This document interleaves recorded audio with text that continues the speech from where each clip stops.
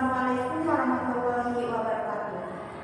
Yang saya hormati Bapak Kurniawan Ardilana MPD selaku dosen pengampu mata kuliah metodologi pendidikan fisika dan teman-teman yang saya banggakan. Perkenalkan, nama saya Rosa Pariati dengan NIM 230108, mahasiswa dari Universitas Islam Negeri Mataram. Pada kesempatan ini saya akan mempresentasikan proposal penelitian yang berjudul pengaruh penggunaan media simulasi terhadap pemahaman konsep hukum Newton pada siswa SMA. Judul ini diangkat karena pada pembelajaran fisika, khususnya materi hukum Newton, siswa membutuhkan pemahaman yang kuat terkait konsep gaya, massa, dan percepatan. Media simulasi PET dipilih karena memberikan simulasi interaktif yang dapat membantu visualisasi konsep. Izinkan saya memulai pemaparan materi dengan bagian pertama, yaitu latar belakang. Pada bagian latar belakang, saya menjelaskan kondisi nyata pembelajaran fisika di SMA yang masih didominasi metode ceramah. Akibatnya, banyak siswa kesulitan memahami konsep abstrak seperti hukum Newton. Selain itu, keterbatasan alat laboratorium membuat kegiatan praktikum jarang dilakukan, sehingga siswa tidak dapat pengalaman eksperimen yang cukup. Disinilah media simulasi PET dapat menjadi solusi. PET menyediakan eksperimen virtual yang interaktif, murah, mudah digunakan, dan mampu memvisualisasikan konsep gaya, massa, dan percepatan secara jelas. Melalui alasan-alasan tersebut, sangat penting dilakukan penelitian untuk mengetahui bagaimana pengaruh penggunaan simulasi PET terhadap pemahaman konsep hukum Newton pada siswa SMA. Rumusan masalah. Dari latar belakang tersebut, saya merumuskan dua pertanyaan, yaitu yang pertama, apakah penggunaan media PET berpengaruh terhadap pemahaman konsep hukum Newton pada siswa SMA? Dan yang kedua itu, seberapa besar peningkatan pemahaman konsep siswa setelah pembelajaran menggunakan media PET? Rumusan masalah ini yang akan saya jawab melalui proses penelitian dengan membandingkan antara kelas eksperimen dan kelas kontrol. Selanjutnya, tujuan penelitian. Terdapat dua tujuan penelitian. Yang pertama adalah untuk mengetahui pengaruh media simulasi PET terhadap pemahaman konsep hukum Newton. Dan yang kedua, untuk mengukur peningkatan pemahaman siswa setelah mengikuti pembelajaran berbasis simulasi PET. Tujuan ini menjadi arah dan indikator keberhasilan penelitian. Selanjutnya, tinjauan pustaka. Pada bagian tinjauan pustaka, saya merujuk pada 4 penelitian utama yang relevan. Menurut Puna, penggunaan PET meningkatkan nilai POSCAS kelas eksperimen 84,33% dibandingkan kelas kontrol 79,10%.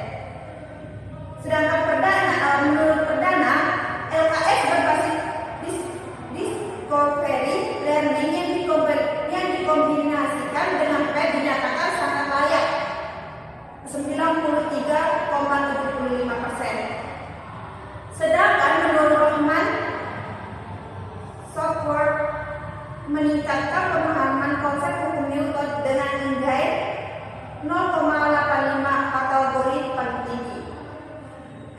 Kedua itu menunjukkan efektivitas simulasi virtual.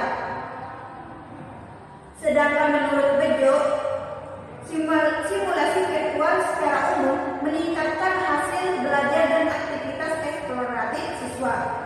Secara keseluruhan, seluruh referensi mendukung penggunaan media digital dan simulasi sebagai penunjang pemahaman konsep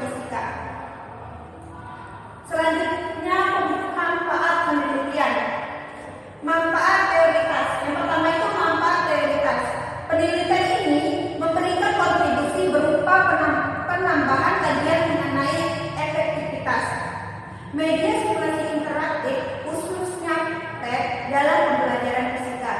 Dan yang kedua, manfaat praktis. Bagi guru, memberikan alternatif media pembelajaran yang efektif dan mudah digunakan. Dan yang kedua itu ada siswa. Bagi siswa, membuat siswa memahami konsep abstrak melalui visualisasi interaktif. Dan yang ketiga itu bagi sekolah. Bagi sekolah menjadi referensi pengembangan pembelajaran berbasis teknologi. Selanjutnya, kerangka berpikir. Kerangka berpikir ini dimulai dari masalah rendahnya pemahaman konsep siswa akibat dominasi pembelajaran konvensional dan kurangnya praktikum. Dengan menggunakan simulasi PET, siswa dapat melihat visualisasi gaya, masa, percepatan, dan secara interaktif. Dan yang kedua, siswa dapat mengeksplorasi variabel-variabel fisika melalui eksperimen virtual. Dan yang ketiga itu aktivitas dan keterlibatan peningkatan sehingga pemahaman konsep menjadi lebih kuat.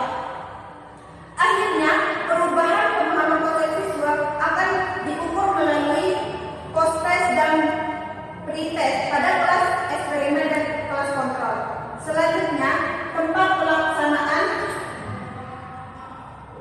penelitian ini dilaksanakan di SMA 2 Labuan yang memiliki fasilitas laboratorium komputer sebagai sarana untuk menggunakan PET. Prosedur pelaksanaan penelitian meliputi pre-test dilakukan pada kedua kelas eksperimen dan kontrol. Yang kedua itu kelas eksperimen diberi pembelajaran menggunakan PET.